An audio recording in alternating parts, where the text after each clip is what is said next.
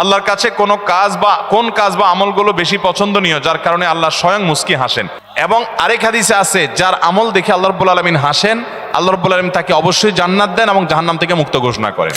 আমি অনেকবার তওবা করেছি, প্রত্যেকবারই ভঙ্গ হয়েছে, তাহলে কি আমি মুনাফিক হয়ে গেছি?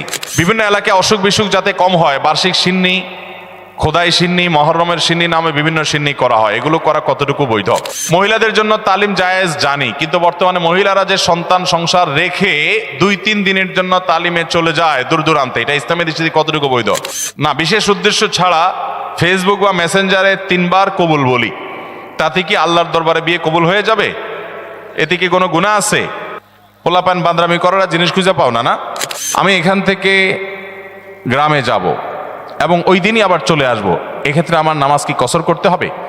দেখুন, গ্রামে আমরা প্রত্যেকে যার যার বাড়িতে যখন যাব, সেটা আমাদের মূল ঠিকানা, আসল ঠিকানা হলে সেখানে আমি 1 ঘন্টার জন্য যদি যাই, নামাজ আমাকে পুরা পড়তে হবে। নিজের স্থায়ী ঠিকানাতে কখনো কসর হয়? পথে কসর হবে। বাড়িতে যখন চলে গেছেন, আপনার বাড়ি কুমিল্লাতে, আপনার বাড়ি চট্টগ্রামে, আপনার বাড়ি বগুড়াতে বা খুলনাতে বা সিলেটে, আপনার বাড়ি যেখানেই হোক না কেন, যখন সফরের দূরত্ব হবে, নিজের স্থায়ী ঠিকানায় 1 ঘন্টার জন্য যদি যান, সেখানে পুরো নামাজ পড়তে হবে, কসর চলবে। কিন্তু কিছু লোক আছে, গ্রামে বাড়ি আছে ঠিক আছে, কিন্তু তাদের গ্রামের বাড়ি এখন আর স্থায়ী ঠিকানা না। ধরুন আপনি ঢাকা শহরে বাড়ি কিনছেন বা ফ্ল্যাট কিনছেন, পাসপোর্টে, এনআইডিতে, সরকারি সব কাগজে পত্রে ঠিকানাতে আপনি স্থায়ী ঠিকানাও এটা, বর্তমান ঠিকানাও এটা। গ্রামের বাড়ি আছে, কিন্তু ওটা আপনার স্থায়ীও না, বর্তমান ঠিকানাও না, জাস্ট বেড়াইতে যান, ভাই বেড়াদাররা আছে, অন্যরা আছে, তাহলে ওইটাতে আপনি গেস্ট, সেখানে আপনি কসর পড়বেন। এবং এটা আপনার স্থায়ী এবং বর্তমান ঠিকানা হলে, অনেকে আছে বাড়িতে জমি জমা আছে, শুধুমাত্র থাকার ঘর বাড়িও নাই এবং ভাগযোগ হয়ে গেছে, সে শুধু গেস্ট হিসেবে যায়, ভাইদের মেহমান হয়ে যায়, তাহলে সে কসর পড়বে। আর না হলে স্থায়ী ঠিকানায় গেলে 1 ঘন্টার জন্য সে কি করতে হবে? পুরো নামাজ পড়তে হবে, যদি স্থায়ী ঠিকানা হয় তার গ্রাম। এরপরে প্রশ্ন হলো, আমি অনেকবার তওবা করেছি, প্রত্যেকবারই ভঙ্গ হয়েছে, তাহলে কি আমি মুনাফিক হয়ে গেছি? না ভাই, তওবা হওয়ার পর তওবা ভেঙে যাওয়াটা অস্বাভাবিক নয়। আপনারা খুশি হবেন শুনে, আমাদের রব আল্লাহ রাব্বুল আলামিনের একটা গুণবাচক নাম হলো তাওয়াব। কি নাম ভাই? তাওয়াবের মানে জানেন? আল্লাহু আকবার। রিপিটেডলি, বারবার যিনি বান্দার তওবা কবুল করেন। এই জন্য ভাই, একবার গুনাহ হয়ে গেছে, আল্লাহর কাছে তওবা করেছেন, চেষ্টা করছেন যে আর যেন না হয়, কিন্তু আবার শয়তান কাত করে ফেলে দিয়েছে, আবারও তওবা করে ফেলবেন এবং দুর্বল হবেন না। এখানে ইবলিস আপনাকে বলবে, তুই এতবার একই কাজ করে তওবা করছস আল্লাহর কাছে, আবার কোন মুখে তওবা করবি? থাক, বাদ দে। আপনার তওবা থেকে দূরে সরাবে। এটা হলো শয়তানের সবচেয়ে বড় অস্ত্র। কখনো নিরাশ হওয়া যাবে না। তওবা আগের বারের চাইতে পরের বারটা আরো স্ট্রং করবেন, যে ঠিক আছে আগের বারটা তওবা আমি দুর্বল ছিল, এটাকে আরো স্ট্রং করব, চেষ্টা করবো না ইনশাআল্লাহ। তাহলে তওবা বারবার করতে হবে, বারবার করতে হবে। ভেঙে গেলে আরো শক্ত, হার্ডলি তওবা করতে হবে, নিজের প্রতি নিজে শাসন চালাতে হবে, এভাবে ইনশাআল্লাহ সামনে আগাইতে হবে। ভারতবর্ষে একজন কবি বলেছেন, আরে ये কুश्ती তো হয় অমর ভর কি, কবি ও দবালে কবি তু দবালে। ইবলিসের সাথে তোমার লড়াই তো সারা জীবনের। কখনো ইবলিস তোমাকে কাত করে ফেলে দিবে, তোমার দ্বারা গুনাহ করে ফেলবে, আবার কখনো চোখের পানি ফেলে কেঁদে কেটে আল্লাহর কাছে একান্তে। ভাইরা, কিছু নির্জন সময় কাটানো দরকার। আমাদের কোনো নির্জন সময় নাই। নির্জন সময় হলে ওই মোবাইলে আমরা ঢুকে পড়ি, মোবাইল টোবাইল বন্ধ করে ফেলে দিনে রাতে 24 ঘন্টার ভিতরে 5 ওয়াক্ত নামাজের পরে আগে যে কোনো সময় অন্তত 2-4-5টা মিনিট একটু চিন্তা ভাবনা করবেন, একটু নিজের হিসাব মিলাবেন, আল্লাহর সাথে কথা বলবেন। আজকে একটা গুনাহ হয়ে গেছে, আজকে একটা কাস্টমার মহিলা আসছে, তার সৌন্দর্য দেখে তাকে নিয়ে বাজে চিন্তা জল্পনা কল্পনা করেছি, নোংরামি করেছেন, গুনাহ কাজ করেছেন। কোনো কাস্টমার এসেছে, তার সাথে ফাঁকি ঝুঁকি দিয়েছেন, 2 নাম্বারই করেছেন, মিথ্যা কথা বলেছেন, কিনা দর এত আছে বলেছেন, আসলে এত আসে নাই।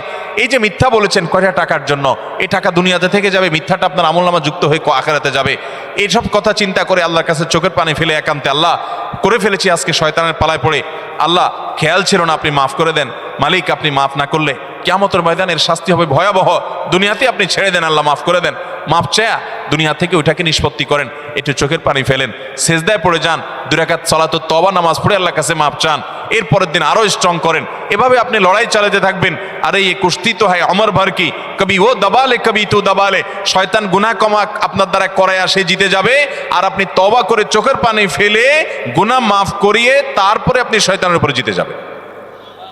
তওবা করতে থাকবো তো ইনশাআল্লাহ। তওবা করতে কখনো ক্লান্ত হবেন, তওবা অব্যাহত রাখবেন, অনবরত রাখবেন। দুনিয়াতে কোনো ফেরেশতা মানুষ নাই, সবাই গুনাহ করে। এর মধ্যে সবচেয়ে উত্তম মানুষ হলো গুনাহ করার পর যে নিজের ভুল বুঝতে পেরে নিজেকে শাসন করে সংশোধন করে সে তওবা করে মাপ চায়। মনে রাখবেন, যে ব্যক্তি তওবার শর্ত আদায় করে তওবার শর্ত কি?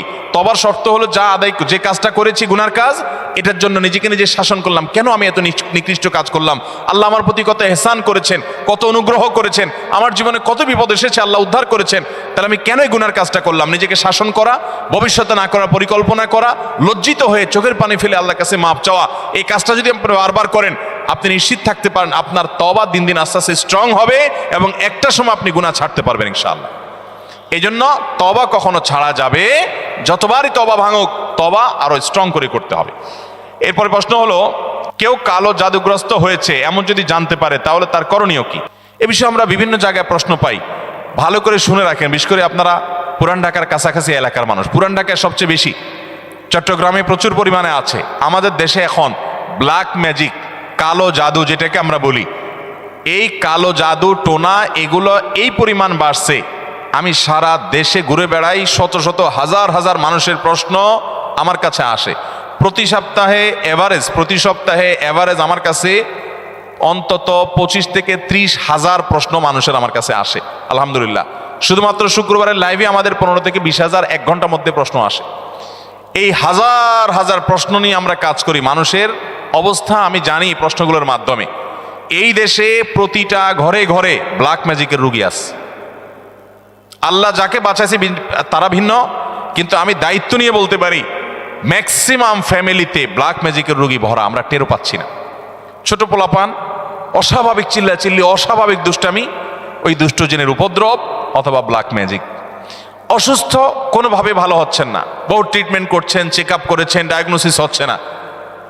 সবসময় নিশ্চিত না, কিন্তু অনেক ক্ষেত্রেই এগুলা ব্ল্যাক ম্যাজিকের রুগী হওয়ার সম্ভাবনা। আপনারা দেখবেন ফেসবুকে ইদানিং এই উৎপাত বেশি বাড়ছে। বিভিন্ন পোস্টের কমেন্টে দেখবেন পোস্টার দিয়া প্রচার করে তান্ত্রিক অমুক কামরূপ কামাখ্যা থেকে প্রশিক্ষণ প্রাপ্ত। দেখছেন নি?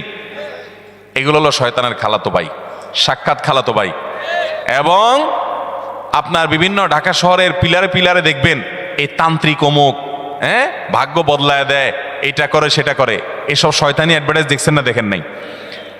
ব্ল্যাক ম্যাজিক এটাকে এক সময় আমাদের এক শ্রেণীর শিক্ষিত মানুষ বলতো যে এগুলো হুজুরদের আজগুবি কথা, কিসের আবার ব্ল্যাক ম্যাজিক, দেখা যায় না, শোনা যায় না, বুয়া বোগাস কথাবার্তা। ভাইরা আমার, এই যে কদিন আগে বিশ্বকাপ ফুটবল শেষ হয়ে গেল, আমি নিজে অনেকগুলো মিডিয়াতে দেখেছি বিশ্বকাপ ফুটবলে অনেক বড় বড় খেলোয়াড়দেরকে দুর্বল করার জন্য প্রতিপক্ষের খেলোয়াড় বা বাজিকরেরা বিভিন্ন লোকেরা ব্ল্যাক ম্যাজিক করেছে এবং কোটি কোটি টাকা খরচ করে ব্ল্যাক ম্যাজিক করে তাদেরকে অচল করে দেওয়ার চেষ্টা করে। আরে বিশ্বকাপ অনেক দূরে রাখেন, আমার দেশে আসেন, একটা খেলা আছে, নাম হলো পাতা খেলা। আপনি গুগলে সার্চ দিয়ে যে পাতা খেলা দেখলে আপনি পাবেন। আমি সার্চ দিয়ে অন্তত 2-4-5টা জাতীয় দৈনিকের রিপোর্ট, প্রতিবেদন, এই খেলার আদ্য পান্ত জেনে তারপরে কথা বলছি। আমি আলহামদুলিল্লাহ ওই ফেসবুকে ঠুনকো ঠানকো কোথায় কি পাইছে টাইছে এগুলো নিয়ে আমি কথা বলি না, বক্তব্য দেই না। আমি চেষ্টা করি যেটা বলবো সেটা জেনে শুনে দায়িত্ব নিয়ে তারপরে আমি বলার চেষ্টা করি। এই পাতা খেলার উপরে আমি অনেক পড়াশোনা ঘাটাঘাটি করেছি, অনলাইনে অনেক আর্টিকেল পড়েছি, অনেক প্রতিবেদন পড়েছি। আমাদের দেশে হয়, আপনার উত্তরবঙ্গের দিকে বিশেষ করে হয়, অনেক জেলাতে। এই পাতা খেলাটা অবাক করা এক খেলা, যে এটা পুরাটাই ওই জাদু মন্ত্রের খেলা। এবং এটা আমাদের দেশে অনেক আগে থেকে একসময় হিন্দুদের মধ্যে প্রচলন ছিল, এখন মুসলমানরা এটাই কোনো দোষী কিছু মনে করে না, পড়তেছে। রীতিমতো কুফুরি এবং ইমান চলে যাওয়ার মতো বিষয়। এখানে কুফুরি কিছু মন্ত্র আছে, শয়তানি কিছু মন্ত্র আছে। শয়তান আমরা যাকে দেখি না, এটা আরেক আলোচনা, ঘন্টায় ঘন্টা আলোচনা করতে হবে, শয়তান নিয়ে আজকে আলোচনা করব না। এই শয়তানের মন্ত্র, কুফুরি মন্ত্র, এই মন্ত্র পাঠ করার মাধ্যমে এই অলৌকিকত্ব দেখা যায়। কি হয়েছে, একটা লোকের নাম দেয় পাতা, আসলে ওইরকম আদতে কোনো পাতা না, একটা ব্যক্তি। তো ওই ব্যক্তিকে দূর থেকে একজন জাদুকর সে মাটিতে এরকম মন্ত্র পড়ে, ওই যে যারে নাম দিছে পাতা তার সে নিজেও জাদুকর, তার কাজ হলো সে মন্ত্র পড়ে পড়ে নিজেকে এক জায়গায় ধরে রাখবে, আর এর কাজ হলো ওরে মন্ত্র পড়ে পড়ে একটা দাগ দেওয়া আছে, দাগ পর্যন্ত নিয়ে আসবে, টেনে নিয়ে আসবে মন্ত্রের কারণে। অবাক করা বিষয় না? এবং সত্যি আনতে পারে, এই মন্ত্র দিয়ে আনে, তো আনলে এই জাদুকর জিতে যায়, আর যদি টিকে যায় তাহলে সে জিতে যায়। এই পাতা খেলা বাংলাদেশে অনেক এলাকাতে বেশ বহুল প্রচলিত, হাজার হাজার মানুষ উপভোগ করে।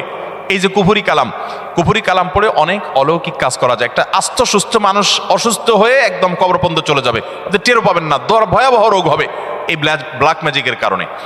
কালো জাদু, এটা যে বললাম খেলোয়াড়দেরকে পর্যন্ত করা হয়।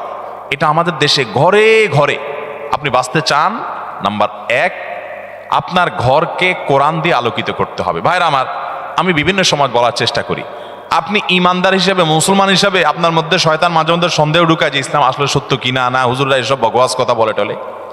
আপনার ইমানের মধ্যে যদি কোনো প্রকার সংশয় শয়তান সৃষ্টি করতে চায়, আমি আপনাকে দায়িত্ব নিয়ে আল্লাহর শপথ করে বলতে পারি, এই কোরআন হলো এমন এক জীবন্ত মিরাকল, জীবন্ত মুজিজা। এই কোরআনের অলৌকিকত্ব দেখার পর আপনি ঈমান আনতে বাধ্য হবেন। পৃথিবীতে যত বেঈমান মুসলমান হয়, যত কাফেররা ঈমান আনে, তাদের বেশিরভাগ দেখবেন এই কোরআন যখন নির্মোহভাবে আগাগোড়া পড়ে ফেলে, সে এর কাছে মাথা নত করা ছাড়া কোনো উপায় থাকে না। ওমর রাদিয়াল্লাহু তাআলা আনহুর মতো জাদ্রেল মানুষ যাচ্ছিলেন নবী করিম সাল্লাল্লাহু আলাইহি ওয়াসাল্লামকে হত্যা করার জন্য, বোনের বাসায় যায় দেখে বোন তেলাওয়াত করতেছে, আওয়াজ শুধু শুনছে, তেলাওয়াত শুনেই পাগল হয়ে গেছে। আরে এ তো সাধারণ কোনো কথা না, আকৃষ্ট হয়ে গেছেন। তরবারি হাতে নিয়ে নবী সাল্লাল্লাহু আলাইহি ওয়াসাল্লামের দরবারে চলে গেছেন। সাহাবীরা তো ঠেকাইতে আছে, নবী সাল্লাল্লাহু আলাইহি ওয়াসাল্লাম তো জানেন ওহী পাঠাইছে আল্লাহ তাআলা, বলে আসতে দাও, ঠেকাইও না। গেছে হত্যা করার জন্য, ঈমান নিয়ে ফিরে চলে আসছে কোরআনের কারণে। মুসলমানদের বাসা বাড়িতে আজকাল কোরআন তেলাওয়াত হয় না। আপনার বাসা বাড়িতে কোরআন তেলাওয়াত চালু করেন, আওয়াজ দিয়ে, উচ্চ স্বরে, মনে মনে না, আওয়াজ দিয়ে কোরআন তেলাওয়াত চালু করেন, কোরআন পড়েন এবং অডিও চালায় রাখেন। ব্ল্যাক ম্যাজিক, দুষ্টজিনের উপদ্রব থেকে বাঁচার জন্য এটা মহা ঔষধ। বিশেষ করে একটা সূরা, সূরা বাকারা জোরে জোরে নিজেরা তেলাওয়াত করেন। তেলাওয়াত করতে পারেন না তো অডিও চালায় রাখেন। সূরা বাকারার তেলাওয়াত যত বেশি ভাষায় চালু করে রাখবেন, নবী সাল্লাল্লাহু আলাইহি ওয়াসাল্লাম হাদিসে বলা আছে দুষ্টজিন এবং শয়তান ভাষায় প্রভাব ফেলতে পারবে না। এক। দ্বিতীয় আমল, তাহলে কোরআন বেশি বেশি পড়বেন, বিশেষ করে সূরা বাকারা। দ্বিতীয় আমল হলো সকাল সন্ধ্যার দোয়া এবং জিকির, এগুলা নিয়মিত পড়বেন, এগুলা রক্ষা কবচের মতো কাজ দেয়। তৃতীয় আমল হলো ঘরের মধ্যে কোনো হারাম জিনিস রাখবেন না, ছবি টবি এটা সেটা রাখবেন না, এবং গুনাহমুক্ত রাখবেন বা ঘরকে। 4 নম্বর আমল হলো যতবার বাসায় ঢুকবেন বিসমিল্লাহ পড়ে ঢুকবেন, বের হওয়ার সময় বিসমিল্লাহ পড়ে বের হবেন। টয়লেটের দরজাগুলো বন্ধ রাখবেন, ঢুকতে বিসমিল্লাহ পড়ে ঢুকবেন, দোয়া পড়ে ঢুকবেন, বের হওয়ার সময় দোয়া পড়ে বের হবেন। খাওয়ার সময় বিসমিল্লাহ পড়ে খাবেন, প্রত্যেকটা কাজে বিসমিল্লাহ করবেন, শয়তান অংশগ্রহণ করতে পারবে না ইনশাআল্লাহ।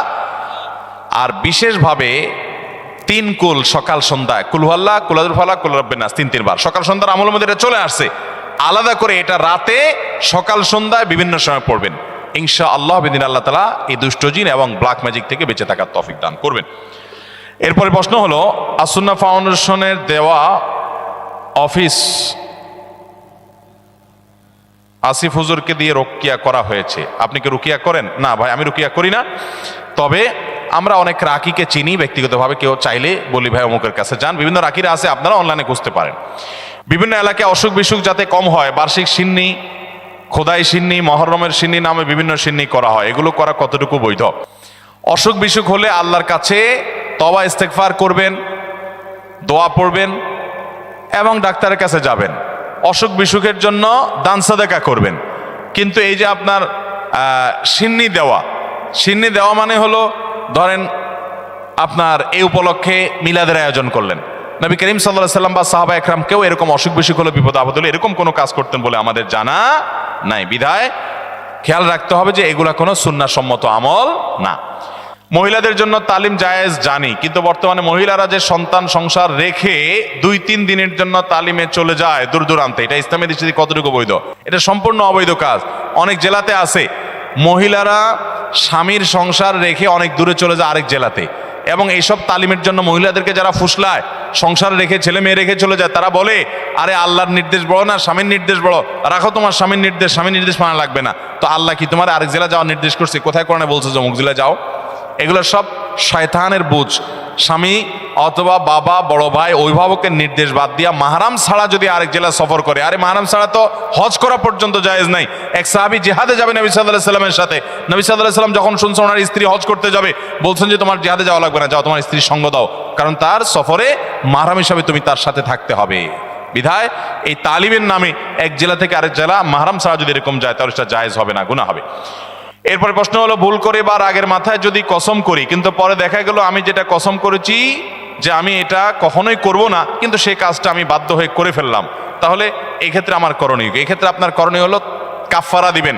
কসমের কাফারা হলো হয় 10 জন মিসকিনকে খাদ্য দান করবেন, আর না হলে 3 দিন রোজা রাখবেন। বাস, তাহলে কসমের কি হয়ে যাবে? কাফারা হয়ে যাবে। আল্লাহর কাছে কোন কাজ বা আমলগুলো বেশি পছন্দনীয় যার কারণে আল্লাহ স্বয়ং মুস্কি হাসেন? আল্লাহ রাব্বুল আলামিনের হাসিটা তার শান অনুযায়ী কেমন সেটা আল্লাহ ভালো জানেন। তবে হাদিসে বিভিন্ন বর্ণনা থেকে আছে যেটি হয়, বিশেষ করে শীতের সময় যখন কনকনে ঠান্ডা শীত উপেক্ষা করে কেউ যখন উঠে নামাজে দাঁড়িয়ে যায়, নবী করিম সাল্লাল্লাহু আলাইহি সাল্লামের হাদিসে লেখা আছে যে আল্লাহ রাব্বুল আলামিন বান্দার এই আমলটা দেখে হেসে দেন।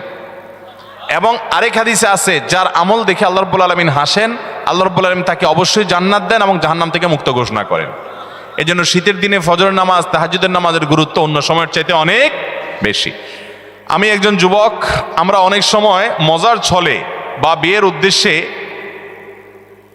না, বিশেষ উদ্দেশ্য ছাড়া ফেসবুক বা মেসেঞ্জারে 3 বার কবুল বলি।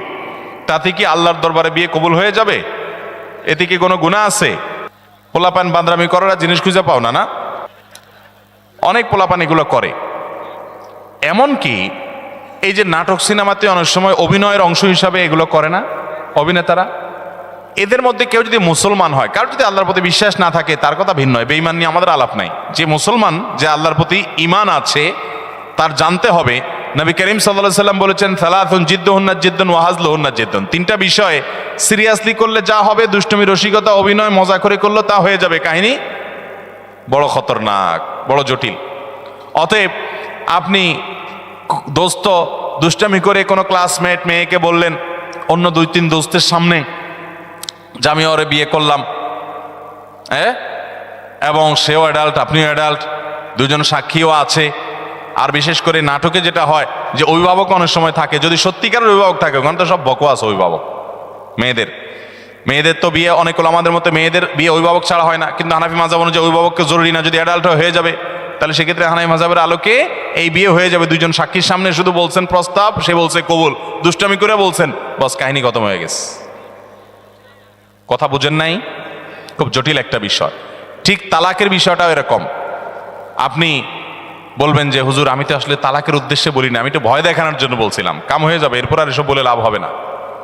অতএব এগুলো সাবধানে করতে হবে। আল্লাহ আমাদেরকে এই সমস্ত বিষয়, হেয়ালিপনা, দুষ্টমি, এগুলো থেকে বেঁচে থাকার তৌফিক দান করুন। সব জায়গায় ফাজলামি না। আমাদের নবী হযরত মুহাম্মদ সাল্লাল্লাহু আলাইহি সাল্লামকে না সৃষ্টি করলে নাকি আল্লাহ তাআলা কোনো কিছু সৃষ্টি করতেন না, এটা কতটুকু সত্য? এরকম একটা হাদিস আছে, কিন্তু সেই হাদিসকে মুহাদ্দিসগণ, হাদিস বিশারদ, বিশ্লেষকগণ এই হাদিসকে জাল হাদিস হিসাবে চিহ্নিত করেছেন। এর সনদ বিশুদ্ধতার সূত্রে বর্ণিত নয়। লাউলা খলিকতু লামা খলিকাতিল আফলাক, নবী সাল্লাল্লাহু আলাইহি সাল্লাম যদি সৃষ্টি না হতেন আসমান জমিন সৃষ্টি হতো না। ভাইরা আমার, নবী সাল্লাল্লাহু আলাইহি সাল্লামের মর্যাদা বলার জন্য মিথ্যা হাদিস বলার কোনো দরকার নাই। আল্লাহ তাআলা তার নবী সাল্লাল্লাহু আলাইহি সাল্লামকে, তার হাবিবকে এমনি মর্যাদা দিয়েছেন, তার জন্য ভুয়া হাদিস বানানোর কোনো দরকার। তিনি সকল নবী রাসূলদের মধ্যে শ্রেষ্ঠ, তাকে আল্লাহ মেরাজে ডেকে নিয়ে সম্মানিত করেছেন, তাকে আল্লাহ তাআলা কিয়ামতের ময়দানে হাউজে কাউসার দান করবেন, তার শাফাআত হবে সবচেয়ে বড় শাফাআত, শাফাআতে কুবরা, তাকে আল্লাহ তাআলা কত মর্যাদা দিয়েছেন। অতএব ভুয়া ভিত্তিহীন হাদিস বলার দরকার নেই। বুখারীর হাদিসে আসছে, তিনি বলেছেন লা তুতরুনি কামা আতরাতিন নাসারা ইবনে মারইয়াম, খ্রিস্টানরা ঈসা আলাইহিস সালামের মর্যাদা বেশি বলতে গিয়ে ওনাকে আল্লাহ সন্তান বানায়া ঈমান হারা হয়ে গেছে, তোমরা আমার মর্যাদা বলতে গিয়ে এরকম সীমা লঙ্ঘন করবা না। এরপরে প্রশ্ন হলো, মোজ ধোয়া পানি পান করলে নাকি হারাম হয়, আসলে হাদিসে এমন কিছু আছে কিনা? মোজ ধোয়া পানি খেলে বা মোজ লাগলে কোনো কিছু খেতে গেলে সেটা হারাম বলে হয়। হারাম তো পরের কথা, অনেকে বলে মাকরু, হারামও হবে না মাকরুও হবে না। কারণ মোজ যদি থাকে আর পানি যদি আপনি খেতে যান তো একটু আধটু লাগবেই লাগবে, যত ছোট থাকুক একটু হইলেও লাগবে। এখন যদি বলেন যে না আমি লাগাবো না, তাহলে মোজ বড় রাখতে হবে অনেক, এবং সে মোজ কিছু একটা দিয়ে চিমটি দিয়ে ধরে উঠায় ধরে তারপর খাইতে হবে। এছাড়া তো আমি কোনো উপায় দেখি না। কারণ যদি ছোট ছোট মোজ হয়, পানি খাবেন আর লাগবে না, তাহলে ঠোঁট ধরে উঠে রাখতে হবে। তাহলে বোঝা গেল এটা ভুয়া ভিত্তিহীন কথা। মোজ যদি লেগে যায় ইচ্ছাকৃত, তো মোজ ধোয়া পানি, মোজ ধোয়া খানা, মোজে লাগলে সেটা খাবেন না আপনি। কারণ হলো সেটা তো আর পরিষ্কার করে হওয়ার সময় জীবাণু থাকতে পারে, ধুলাবালি থাকতে পারে। ইচ্ছাকৃত যদি এটা করেও না কেউ, কিন্তু অনিচ্ছাকৃত যেটুকু লেগে যায় এটার কারণে হারাম তো দূরের কথা, মাকরু হবে না। এটা ভিত্তিহীন কথা। কথা বুঝাতে পারছি? কোন মদ করে বলে শুনছে এই ফতোয়া যে মোজ ধোয়া পানি খাইলে গুনাহ হয়, মাকরু হয়, এই জন্য সে মদ খাওয়ার সময় তার মোজ বড় ছিল, উঠায় ধরে মদ খাইতো। যে মদ খাওয়ার সময় যদি মাকরু হয়ে যায় তাহলে আল্লাহ নারাজ হয়ে যাবে, এই জন্য সে মোজ উঠায় নাকি মদ খাইতো। আল্লাহ জানে সত্য না মিথ্যা, ঘটনা শুনছি আমরা অনেক ছোটবেলা থেকে। তো যাই হোক, তো মোজদোয়া পানি খেলে বা কিছু খেতে গেলে মোচে লেগে গেলে আসলে কোনো গুনাহ হবে না। দাদার নামে নাতির নাম রাখা যাবে কিনা? দাদার নামে নাতির নাম তো পরের কথা, বাপের নামেও পোলার নাম রাখা যাবে, কোনো অসুবিধা নাই। আমাদের দেশে সবাই ইউনিক নাম খোঁজে, ইউনিক, টলটু, বল্টু, নান্টু, পিন্টু, গিন্টু, হ্যাঁ, গেংটু, কি আজিব আজিব নাম খোঁজে সব। আরে ভাই, সবাই বলে ইউনিক নাম লাগবে, আনকমন না লাগবে কেন? আমরা আনকমন নাম লাগবে কেন? শুনেন, সৈয়দ আবুল হাসান আলী নদভী রহমতুল্লাহ আলাই ভারতবর্ষের সবচেয়ে বড় আলেমদের একজন ছিলেন এবং মুসলিম বিশ্বের নোবেল খ্যাত কিং ফয়সাল অ্যাওয়ার্ড পুরস্কার, এটা সারা বিশ্বে, বিশেষ করে এই ভারতবর্ষে অল্প কয়েকজন মানুষ পাইছে, এর মধ্যে উনি একজন ছিলেন। অনেক বড় পণ্ডিত মানুষ ছিলেন, সারা ওয়ার্ল্ডের বড় বড় ইউনিভার্সিটি, অক্সফোর্ডের মতো ইউনিভার্সিটি, বড় ইউনিভার্সিটিগুলোতে অতিথি লেকচার হিসেবে তিনি লেকচার দিতেন এবং মদিনা ইউনিভার্সিটির উপদেষ্টা পরিষদে ছিলেন অনেক শুরু থেকে, অনেক বড় ব্যক্তিত্ব ছিলেন সৈয়দ আবুল হাসান নদভী রহমতুল্লাহ আলাই। এ আল্লাহর বান্দা, তার পরিবারে কয়েকজন বাচ্চার নাম, কয়েক ভাই, একই ফ্যামিলিতে কয়েকটা ছেলে হয়েছে, সবগুলোর নাম রাখছে মোহাম্মদ। তাহলে একটা মুসিবত না? 4 ভাইয়ের নাম যদি মোহাম্মদ হয়, কোন মোহাম্মদে ডাক দিলে কোন মোহাম্মদ আসবে? এই জন্য পার্থক্য করার জন্য নাম দিছে মোহাম্মদ আউয়াল, মোহাম্মদ সানি, মোহাম্মদ সালেস, মোহাম্মদ রাবে, অর্থাৎ মোহাম্মদ ফার্স্ট, মোহাম্মদ সেকেন্ড, প্রথম মোহাম্মদ, দ্বিতীয় মোহাম্মদ, তৃতীয় মোহাম্মদ। ও, তৃতীয় মোহাম্মদ বললে একজন আসে, চৌথ মোহাম্মদ আসলে আরেকজন আসে। এটা বলার উদ্দেশ্য হলো যে একই নাম আমাদের দেশে অনেককে আমরা নাম চাই, হুজুর একটা নাম দেন, তো বলি ভাই সবচেয়ে উত্তম নাম আব্দুল্লাহ, আব্দুর রহমান হাদিসে আসছে। সবচেয়ে সুন্দর নাম কি নাম? আব্দুল্লাহ। এবং কিয়ামতের মধ্যে মানুষকে নাম ধরে ডাকা হবে। পোলার নাম টল্টু রাখবেন তো আপনাদেরকে আল্লাহ তাআলা ডাকবেন, ও টল্টুর বাপ আসো। কেমন লাগবে জিনিসটা? আল্লাহর বান্দা, নামের মধ্যেই তাওহীদ, নামের মধ্যেই ইমানের শিক্ষা থাকবে। আল্লাহর বান্দা আব্দুল্লাহ, আব্দুর রহমান। তো অনেককে নাম দিলে বলে কি, ভাই এটা আমাদের ফ্যামিলিতে আছে। কার নাম? বলে আমার বোনের ননদের ছেলের নাম, বোনের ননদের ছেলের নাম। তো তোমার বোনের ননদের ছেলে আর এই ছেলে জীবনে কয়বার একত্র হবে? এসব বকওয়াস চিন্তা করতে থেকে মাথায় আসে। এমনকি কাছাকাছি ফ্যামিলি থাকলে অসুবিধা নেই, ভালো নামগুলো দেখে দেখে রাখতে হবে। যাই হোক, বাপের নাম এবং ছেলের নাম পর্যন্ত আরবে অনেক দেশে এক নাম আছে। তো দাদার নামে নাতির নাম রাখাতে কোনো অসুবিধা, আবার মেয়ের নাম মায়ের নামে রাখতেও কোনো অসুবিধা। অনেকে রাখে না, এটাকে ভিন্ন চিন্তা। সেটা হলো যে মেয়েকে নাম ধরে ডেকে, কথার কথা মায়ের নাম ফাতেমা, এখন মেয়ের নামও যদি আমি ফাতেমা রাখি, তাহলে একসময় বলবো ফাতেমা এদিকে কেন করছিস বেয়াদব ফাতেমা কোথাকার, তখন মার প্রতি অসম্মান হয় কিনা। এরকম ভক্তি কোথায় চলে গেছে চিন্তা করছেন? এটা বলে অতিরিক্ত সতর্ক থাকা। ওই যে একটা গল্প শুনছিলাম একবার, যে এক লোক সেলাই করতেছে, জামা কাপড় কিছু একটা সুই দিয়ে সেলাই করতেছে। তো এরকম সে নিচে সেলাই করতেছে, জানে সেলাইয়ের দোকান আছে, কেউ সেলাই করে। আরেকজন দোতলায় শুয়ে রয়েছে, তো দোতলায় সে ফ্লোরে শুয়ে রয়েছে, তো একটু পরপর সে মাথা উঠে ফেলা এরকম। তো আরেকজন বলে এরকম কেন করো? বলো যে নিচে সেলাই করতেছে এরকম করে, সতর্কতার মাইন নেয়, যদি মাথা লেগে যায়। অতি সতর্ক হইতে হইতে কোন লেভেলে গেছে চিন্তা করছেন? যদি এরকম কেউ করে পাগলামি, তো সেটা যেরকম হাস্যকর হবে, ঠিক এটাও এরকম হাস্যকর হবে। আপনার ছেলের জন্য, আপনার মেয়ের জন্য সুন্দর নাম রাখবেন। আপনি অতিরিক্ত সতর্ক হয়ে, আমি মেয়ের নাম যদি ফাতেমা রাখি, আমার মার নামও ফাতেমা, তাহলে মেয়েরে ফাতেমা বলে এসে যদি কখনো বকাঝকা দিই, তাহলে আমার মার নাম, মার প্রতি বেয়াদবি হবে। এত ভালো ভালো না, এটা অতিরিক্ত ভালো, অতিরিক্ত ভালো ভালো না। অতএব মা বা বাবার নামে ছেলে বা মেয়ের নাম রাখাতে কোনো অসুবিধা নাই। এবারের হজের খরচ গত বছরের চেয়েও অনেক বেশি, এটা কি স্পষ্ট জুলুম নয়? ভাইরা আমার, হজের খরচ গত বছর ছিল স্মরণকালের সবচেয়ে ভয়াবহ খরচ। আমি নিজেও গেছি, 6 লাখ টাকা প্রায় লেগে গেছে। এবছর হলো প্রায় 7 লাখ। 6 লাখ 80 না 75,000, 83,000, তাহলে 7 লাখের মতো প্রায়। গত বছর ছিল প্রায় 6 লাখের মতো। এই যে পার্থক্যটা হয়েছে, এটা মূলত রিয়াল ডলারের দাম বাড়ার কারণেই হয়েছে। কারণ হলো গত বছর হজের সময় রিয়ালের দাম ছিল 24 টাকা, 23 টাকা, এরকম 22, 23, 24 এই রেঞ্জের মধ্যে ছিল। এই বছর রিয়ালের দাম কত এখন? 28, 29, 30 টাকা। তাহলে 5 টাকা করে রিয়ালের প্রতি যদি দাম বাড়ে, সবকিছুই তো সেখানকার খরচ। অতএব বিশাল বড় একটা অংশ এখানে বেড়ে গেছে। এটা একটা বাস্তবতা। তবে সৌদি গভর্নমেন্টের কাছে আমাদের আবেদন থাকবে যে তারা হজের ক্ষেত্রে যেন আরেকটু দয়া এবং মায়া প্রদর্শন করে। কারণ মুআল্লিম ফি যেটা অন্য সময় সামান্য ছিল, সেটা গত বছর মাঝে 2-3 বছর করোনা গেল, গত বছর সেটা ডাবল না জানি ট্রিপল কয়েক গুণ সেটা বাড়াই দিস। আমি গত বছর হজে যাওয়ার সময় চিন্তা করছি যে যেটা বোধ হয় 2000-এর নিচে ছিল ওইটা 5,000-6,000 টাকা, 6,000 রিয়াল, টাকা না, সৌদি রিয়াল, তার মানে 1 লাখ প্লাস। এটা মুআল্লিম ফি।